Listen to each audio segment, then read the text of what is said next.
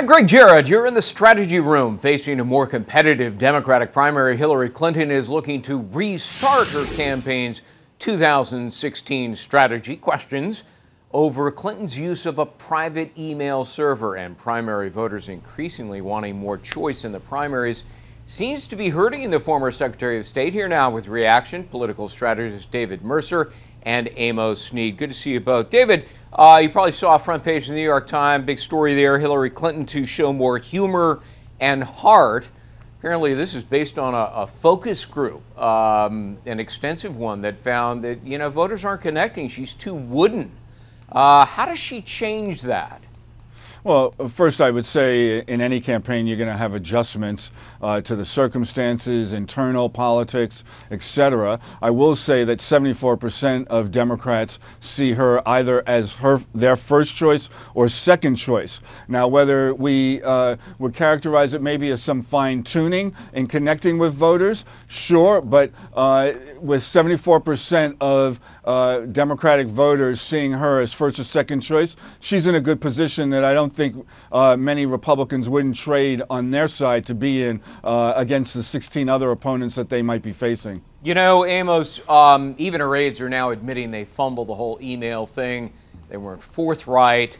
And yet Hillary Clinton continues to insist, quote, "What I did was allowed," and she refuses to apologize. Don't voters want in a president some humanity, the ability to say, you know what, I messed up, I apologize, I'm sorry? You know, Greg, I think you're absolutely right. And if you look at her campaign, I mean, we're not playing video games here right now. You can't just hit the restart button. You know, she's running for the highest office in the land, and Hillary Clinton's someone who's been preparing for this run for almost 3 decades. And I think as more and more as she's out there on the trail and the American people really get to know her, they see she's not that great of a candidate. And as such, it's opened the door wide open for Joe Biden to possibly take a run.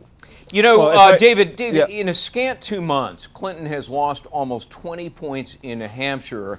And look, you remember the most frequently used word associated with her in a survey was liar. I mean, that's pretty indelible. Can that be changed? Yes, it can be, and let's not forget, and I direct it to Amos, in that she's the only one in this race, either on the Republican or Democratic side, that is leading the average of polls. There's the only woman in this race, and along compared to the others, that has gotten nearly 18 million votes before. And so we've always, Democrats always expected a competitive. Not before the email. But 18 million still stands as history, and it's a mark that she'll achieve again. And the email where she has been very transparent, and it's a confusing, as she has declared, issue for a lot of us and the American people, and it's being sorted out by state and the Justice Department and others, but she has been transparent. And I think given anybody getting into the race, they're going to see in a challenging environment some dip in the polls. As if Biden runs, we'll see his poll numbers go down. So I think that it's going to be a tight campaign, but at the same time, she's got a lot going for her as it stands now. You know, when the email revelations broke, Clinton refused to address it, and then finally the heat got too much, and she chose to do so infamously at the United Nations press conference. Her explanations, kind of sounded vacuous. She wouldn't look anybody in the eye. It was flat and tentative, lacking conviction and so forth. Has it gotten any better, Amos?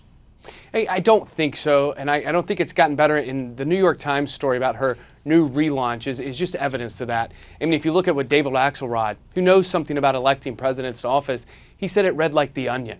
So I think she realizes that she's not answered this. It's not going to go away, and I think the Clinton campaign is in a lot of trouble right now.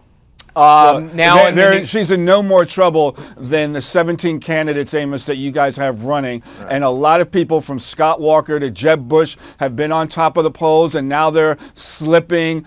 Walker's supposed to, revamp his campaign. Perry's getting ready to probably drop out because he's not paying one single campaign staffer. So I think that Republicans, Fox, others might want to look at the Republican side and stop focusing on Hillary, because you know, Hillary has no bearing on the Well, Republican primary.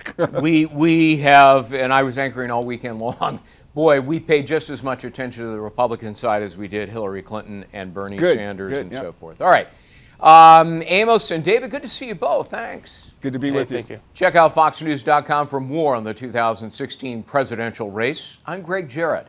Thanks for watching.